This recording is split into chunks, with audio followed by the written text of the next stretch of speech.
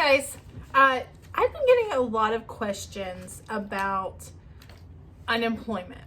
In particular, one scenario where an employee gives a notice of 2 weeks, for example, and the employer instead accepts that notice effective immediately. How that affects the employee, how that affects the employer in regards to unemployment claims, and as well as employee morale. So this particular scenario where Sally gives you a 2-week notice, you tell Sally, hey, great, thanks for giving me a 2-week notice, but I'm just gonna send you home today, don't come back. I get a lot of HR professionals, saying, what do we do in this scenario? And I see a lot of bad advice out there. I see a lot of HR professionals saying, oh, it's fine. We're in an at-will state. Employment can be ended at any time for any reason, no reason at all. Doesn't matter. Well, yes, that is what at-will means. And by the way, there's only a couple states that are not at-will. So most states are at-will states.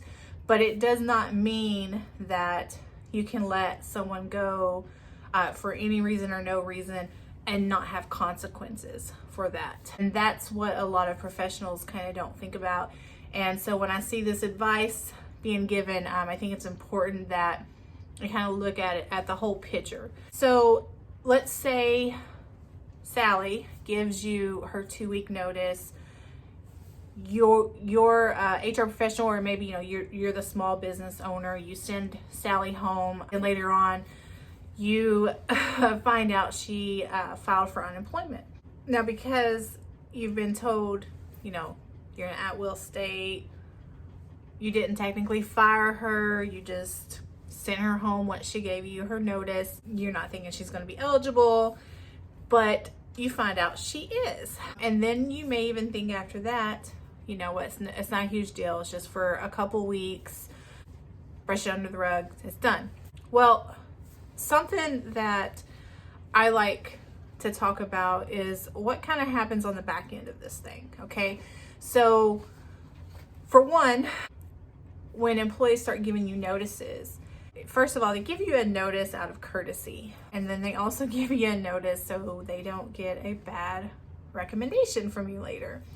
But when an employee gives you a notice for 2 weeks, which is the norm, the typical notice, and you send them home immediately, one, you're affecting that employee's wages, okay? You don't know what bills they had due that next 2 weeks. You don't know, what kind of basically financial situation they're in. So you could have caused a real hardship on them by sending them home instead of letting them work their 2 weeks like they expected to do. Two, you inadvertently affect other employees.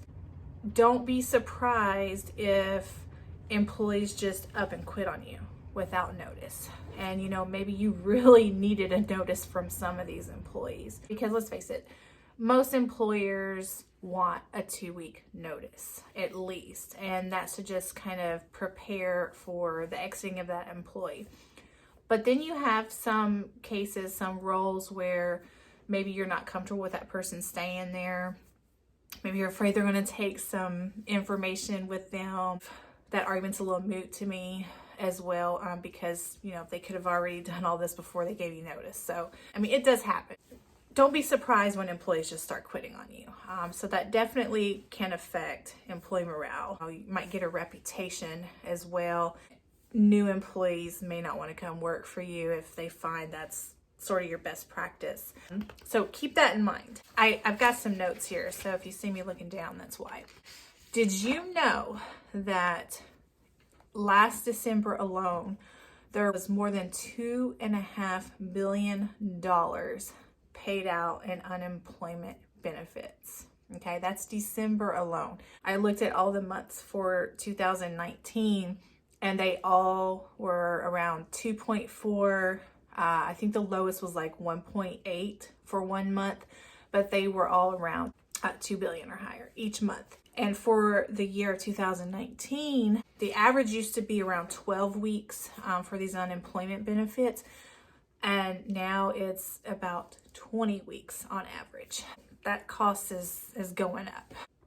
Assuming you're liable, your company has to pay into unemployment. You're going to be taxed at a federal as well as a state rate. Currently, the federal rate is 6%. The wage base is $7,000. And that just means that for every employee you have, you're going to be taxed at that first $7,000 of their wages for the year. But most companies don't pay 6% tax rate. And the reason why is because of credits. Some states, you may get more than one credit. Typically, whatever you pay into your state, that credit can go towards your federal tax rate. The cap on that is 5.4%, which brings it down substantially to 0.6. So you can see that. That's why I say most companies, now it depends on your company, but most don't pay anywhere near that full 6%. If you have a small business, you have a couple other things that kind of go along with, I mean, credits is a perk and this kind of a perk, but if your employees are family members, for example, they may be exempt from this. So keep that in mind. And then also, if your owed taxes are less than $500, instead of paying quarterly, which is typically the norm, you can roll that balance over into the next quarter throughout the whole year. Okay, so that's kind of a little perk there too. In Tennessee, where I'm at, we use something called the reserve ratio formula. And this is what determines insurance premiums for each employer. In Tennessee, with most states, the employer has to pay the full premium, but in a couple of states, a few states, I think Alaska, Pennsylvania, I want to say, don't quote me.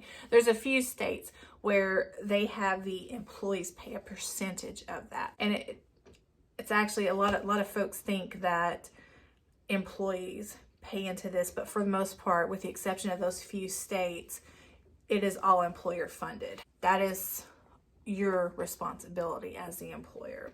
How does this affect our Sally scenario with the 2-week notice and us saying, hey, appreciate the notice, but send you home now? There's a couple things to think about. One is your benefits charges and one is the experience rating. Okay, those two things affect your contribution or your tax rate into the account. Each company will have their own tax rate in most states. I'm not sure how many states may have their own flat tax rate across the board. I think most states, it just depends on the industry in which determines your tax rate. When you start getting a lot of benefit charges, which just basically means you get a lot of successful unemployment claims against you, then your tax rate is going to go up. So in some states, these funds are deducted directly from the employer's account. And a lot of employers are under the impression that that's the only thing it affects. They're just getting this money taken out from this account. But in reality, your tax rate can and will increase as well. So there's no difference there. And keep in mind that unemployment claims can cost more than $12,000, with about $5,000 being the average, okay?